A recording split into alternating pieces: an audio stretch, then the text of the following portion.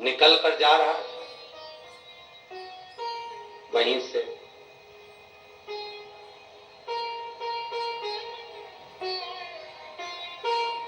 नंदी निकल कर आ रहे थे। जहां पर शिव है वहां पर नंदी है।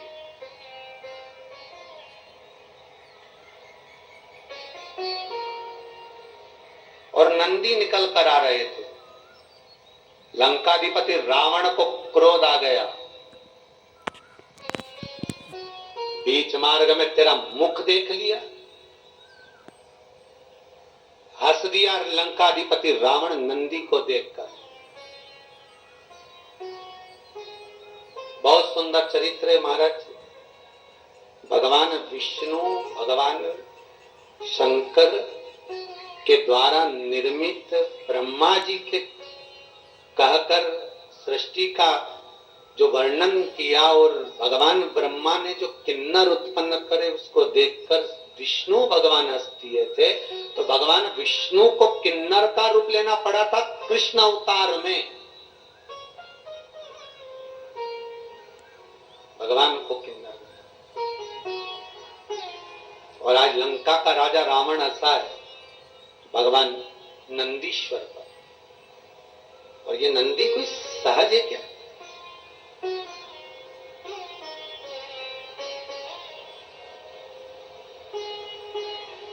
एक शिलाद नाम का मुनि तपस्वी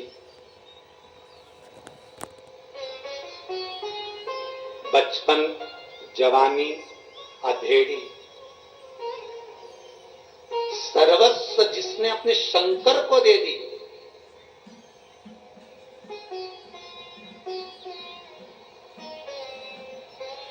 ब्राह्मण कुल का था शिलाद, शिलाद ब्राह्मण। पितरों को मालूम पड़ा कि शिलाद ब्राह्मण हमारे घर का पुत्र ब्रह्मचारी रहना चाहता है, शादी नहीं करना चाहता। अगर ये विवाह नहीं करेगा तो संतान नहीं होगी, और संतान नहीं होगी तो पितरों को भाग कहां से प्राप्त होगा? घर में पुत्र हो चाहे पुत्री हो, संतान तो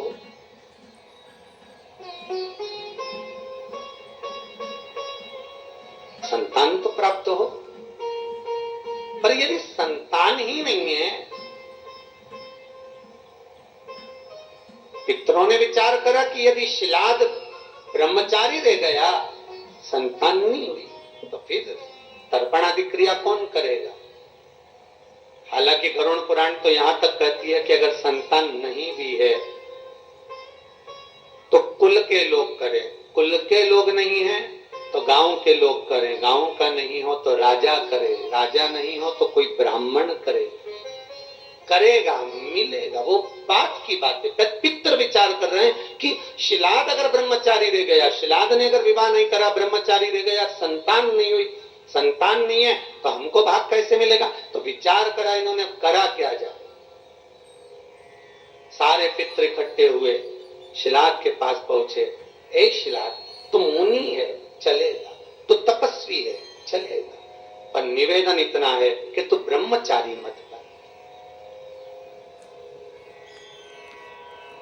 आपको कथा में पहले कहा, कोई आपसे कहे कि आप संत बन जाओ, बिल्कुल मत बनिए। कोई आपसे कहे साधु बन जाओ, बिल्कुल मत बनिए। कोई आपसे कहे कि तपस्वी बन जाओ, बिल्कुल ना बनिए। शिव महापुराण की कथा कहती है कुछ मत बनो, एक अच्छे गृहस्थी बनो। सबसे बड़ा आश्रम होता है गृहस्थाश्रम। साधु, सन्यासी, तपस्वी, साधक, उपासक बनना सरल है, पर गृहस्थी बनना कठिन है। इधर से पत्नी चिल्लाए, उधर से बेटा चिल्लाए, तुम तो अगरबत्ती लेके भगवान का भजन तो करो। भगवान इतना खुश होता है कि पत्नी की सुन, की छोरा की सुन, की मेरी सुन, भगवान को भी आनंद आता है। गृहस्थी रहेगा। गृहस्थाश्रम में रहकर जो भगवान का भजन करता है, भगवान उस पर खूब कृपा करता है, खूब कृपा।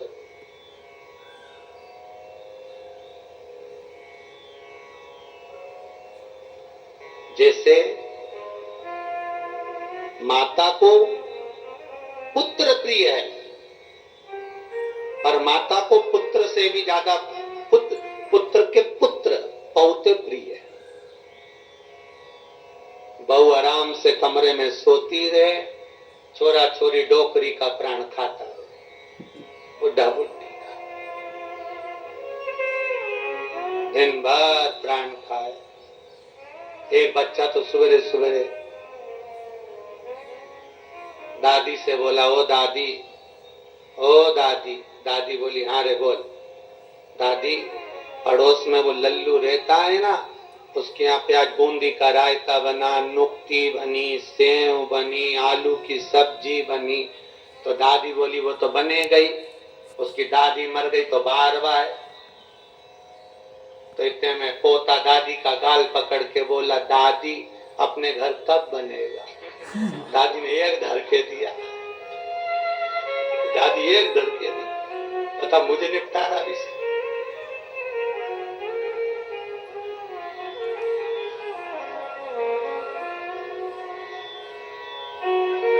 बच्चों के मन में भेद नहीं होता,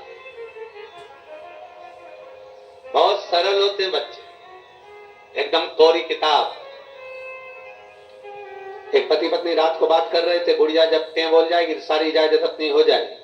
बच्चे ने सुन लिया, दादी के पास जाकर बोला, ओ दादी एक बार तू टें बोलना।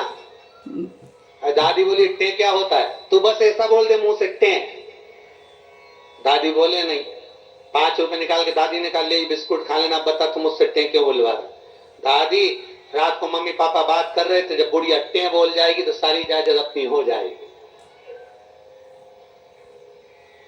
देखना रहे हो ऑनलाइन वालों, जितने सुन रहे हो ध्यान से, टे मत बोलना रे तुम भी हो। टे मतलब गए। बच्चे कोरी किताब है, इनके मन में पाप नहीं रहता, बहुत बहुत अच्छे से बोलते, बहुत मीठा बोलते, इनके मन में कभी कपट नहीं होता है। हम भारत का, इंडिया का बच्चा अमेरिका में पढ़ रहा था, अमेरिका के बच्चे उसको चिढ़ा रहे थे, हमारे देश ने कितनी तरक्की करी, हमारे देश ने कितनी तरक्की करी। वो बेचारा इंडिया का अकेला फंसा। तो इंडिया वाले ने पूछा, क्या तरक्की करी?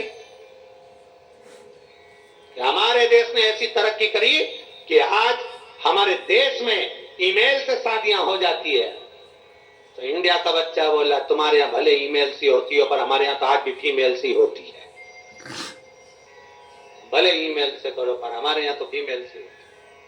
बच्चों के मन में कपटता, छलता, प्रपंचता नहीं। पितरों ने विचार करा, करें क्या? शिलाद के पास कुछ, कहीं ब्रह्मचारी ना बन जाए। शिलाद पूर्वज कह रहे हैं, पितृ कह रहे हैं, शिलाद हम चाहते हैं कि तुम्हारे घर में पुत्र हो, एक संतान हो, और वो संतान जब जल दे, तर्पण करे, पिंड करे, तो हमें वो भाग प्राप्त हो। शास्त्र के धर्म अनुसार 2 कर्म है महाराज, या तो एकादशी स्वयं व्रत कर कर मर जाओ तो आपको किसी की एकादशी की जरूरत नहीं पड़ेगी, ठीक है? नहीं तो पंडित जी तो कहेंगे कि मर गई तो 11 एकादशी देना, कोई 5 दे, कोई 2 दो, कोई 3 दो, कोई 4 दो। दूसरा क्रम है 12 दिन के अंदर 12वां हो, उससे पहले घर के लोग जो एकादशी का पुण्य दें वो मिल जाए। गरुड़ पुराण 2 भाग बता रहे हैं। एक तो या तो खुद अपने हाथ से कर कर चले जाओ, या फिर कोई 12 दिन के अंदर कर्म कर दे। मैं धन्यवाद दूंगा जितने लोगों ने आजीवन भोजन भंडारे के सदस्य बने हैं। इस कुबेरेश्वर मंदिर प्रांगण में, गौशाला में, वृद्धाश्रम में जितने लोग आए उनके लिए आजीवन भोजन भंडारे के जो सदस्य बने, आप अपने हाथों से राशि जमा कर कर नाम लिखा कर चले जा रहे। उसके बाद जाना तो सभी को है, पर वो जो अजर और अमर तुमने नाम लिखा दिया पत्थर पर, और आजीवन तुम्हारा भोजन भंडारा जो चल रहा है, उसे कोई घटा नहीं सकता। फिर बच्चे करें ना करें, कोई पुण्य करे ना करे, गरुड़ पुराण कहती है एकादशी स्वयं करते, और यदि किसी को देना है तो उसके जीवित रहते दे दीजिए। कई लोग कहते हैं हमसे व्रत नहीं रखा जाता, हम उनसे कहते हैं वल्लभ कुल की एकादशी करो, भले बकरी जैसे चरो पर एकादशी करो, खूब खाओ। कौन ने मना करा कि एकादशी में कुछ खाना नहीं, खूब चरो पर एकादशी करो। फ्रिज के ऊपर चिप्स रख लो, कूलर के ऊपर खिचड़ी रख लो, खीर बना के रख लो अपने पलंग के पास, जहां से निकलो वहीं चलो पर एकादशी करो, छोड़